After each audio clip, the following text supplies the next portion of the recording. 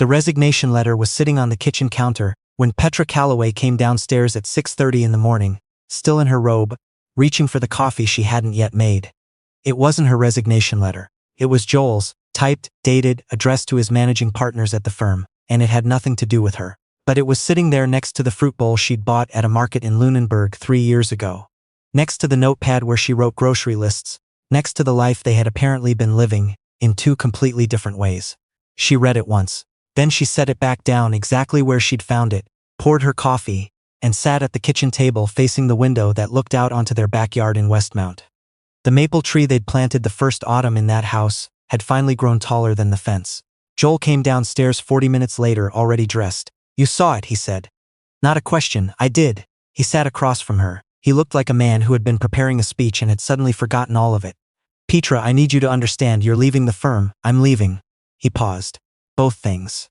She looked at him. He was 41 years old. She had known him for 9 of those years, been married to him for 6. She thought she knew what he looked like when he was lying, when he was scared, when he was proud of himself. She realized, sitting there with her coffee going cold, that she had not been paying close enough attention. "Is there someone else?" she said. Also not a question. It didn't start that way. That's a yes." He didn't answer, which was also a yes. Petra Calloway was 38 years old. She was by all external appearances unremarkable. She drove a sensible car. She wore her dark hair in the same low bun she'd been wearing since she was 25. She had never once raised her voice in Joel's direction, not in 9 years. Not when he forgot their anniversary twice. Not when he dismissed her opinions at dinner parties with that particular smile he saved for moments when he wanted her to feel small without witnesses. She was quiet. She was steady. She had the kind of face people forgot at parties. She was also, though no one in that kitchen knew it mattered yet, the sole architect of a patient care coordination system that had been quietly running inside 3 of Canada's largest hospital networks for the past 4 years.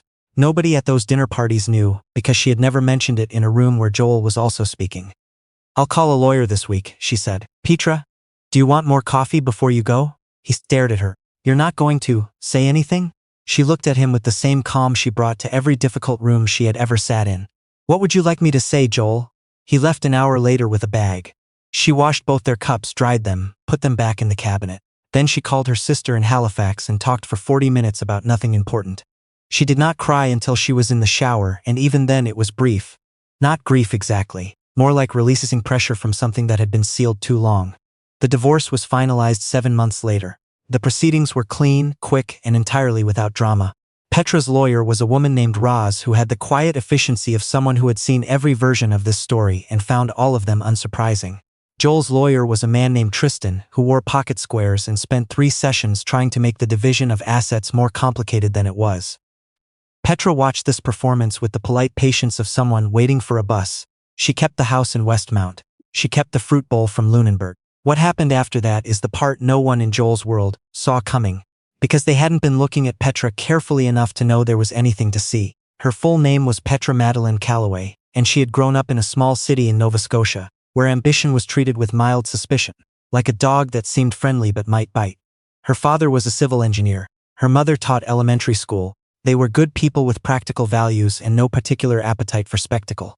Petra had inherited both of these qualities, along with an aptitude for systems, for seeing how things connected, where the pressure points were, what failed and why.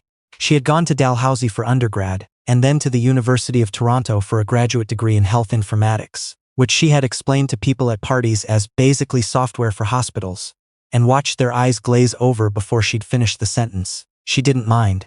She had learned early that the work that mattered most was rarely the work that made interesting conversation over wine. When she married Joel Ashford, who was handsome and funny and had a confidence that filled rooms, she had believed genuinely that they were building something together. He was a corporate lawyer climbing fast at his firm. She was consulting for healthcare organizations across the country. In the early years, they had talked about their work at the dinner table with equal intensity. He had seemed, in those years, like a man who understood that intelligence could be quiet. But somewhere around year 4, something shifted. Joel began attending events where Petra felt like an accessory he had almost remembered to bring. He started using a word, ambitious, as though she lacked it, as though the work she did in rooms he'd never visited didn't count because it didn't have the correct aesthetic. She began to notice for his wife to be impressive in ways that reflected well on him specifically. She was not that. She had never been that. She had been without announcement, doing something else entirely. The morning after Joel moved his remaining boxes out of the house in Westmount, Petra drove to her office on Peel Street, made tea in the small kitchen, and opened her laptop. The system she had built, she called it Relay internally, though it had other formal names in the contracts, had started as a consulting project for a regional health authority in New Brunswick. The problem was simple in theory and catastrophic in practice. Patients moving between care providers were falling through the gaps. Information wasn't transferring. People were being readmitted for things that could have been prevented if one doctor had known what another doctor had already done. Petra had spent 18 months building a coordination architecture that solved this. Then she had spent 2 more years watching it work, refining it, making it scalable.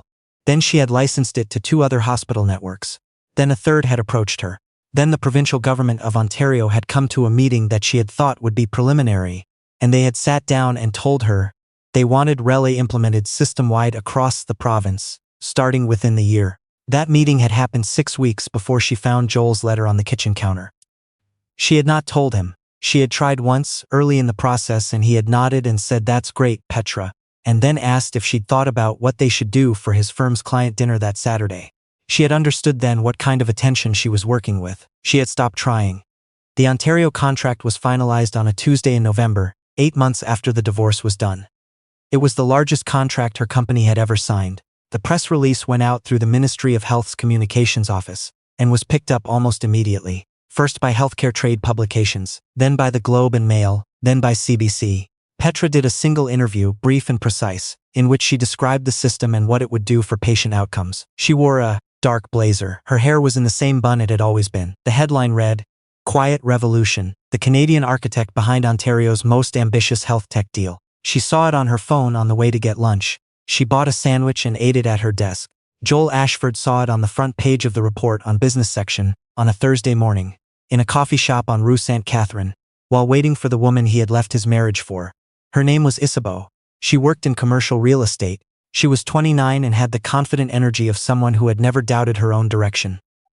He was reading the paper with the particular distraction of a man whose new life had not yet fully settled into its shape, and then he turned the page and saw the photograph. He recognized her immediately.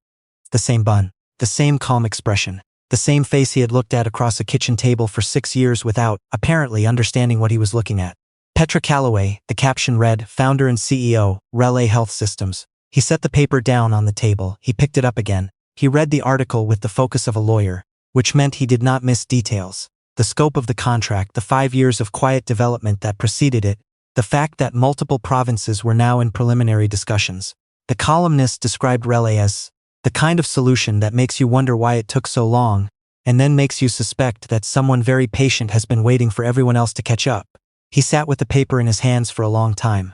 The coffee shop filled up around him. Isabeau texted to say she was running 15 minutes late. He thought about the dinner parties, the conversations he had steered back toward himself. The word ambitious, which he had used as a quiet criticism, and she had apparently not heard at all, or had heard, and had simply gone home and kept working anyway. He thought about the kitchen. The coffee she had offered him while he was leaving. The way she had looked at him with such complete steadiness when he told her he was going, as though she was watching something happen that she had already accounted for.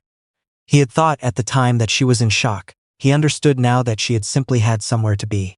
Petra's phone rang on a Friday afternoon 3 weeks after the Globe piece ran. She let it go to voicemail. She let the second call go to voicemail too. The third time she answered because she recognized the number and had been deciding in the back of her mind what she wanted to say. Petra.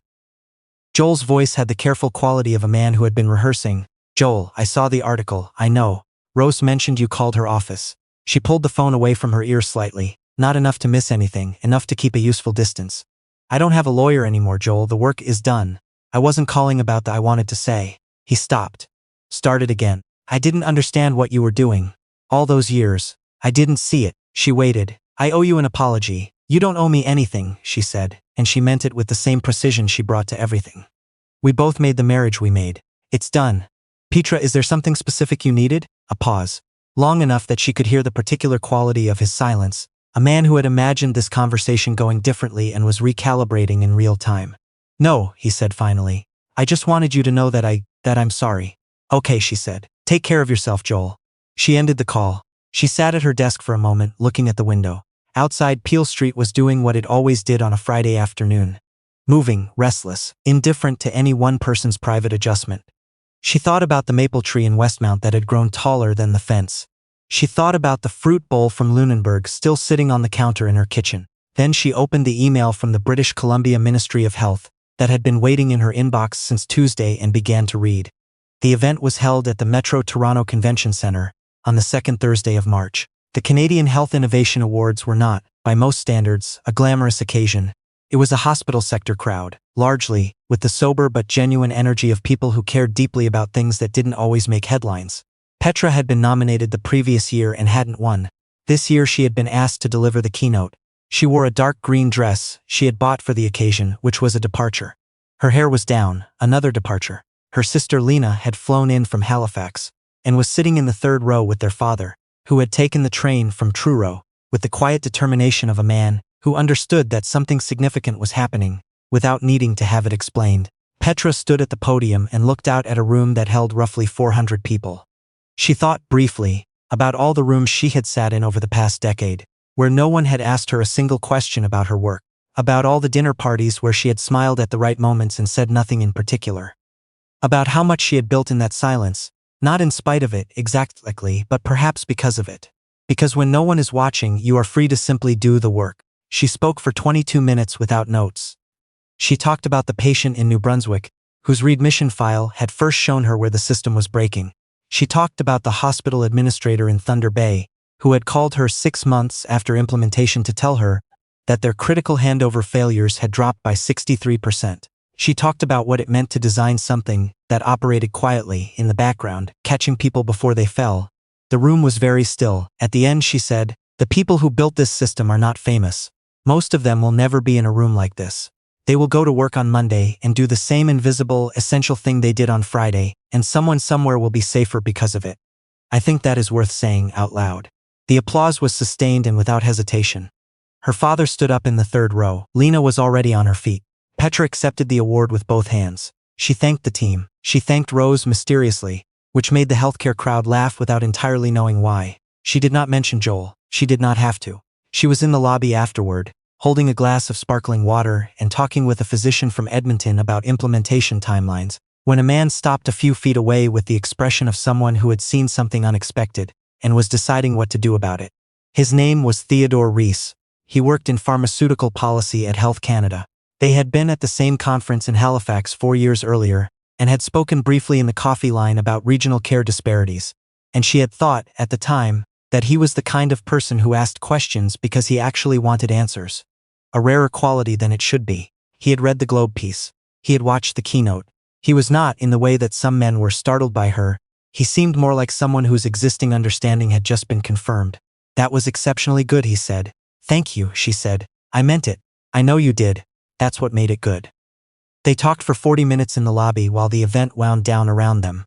They talked about the BC's discussions and the federal framework and a gap she had identified in palliative care transitions that she hadn't yet had the bandwidth to address.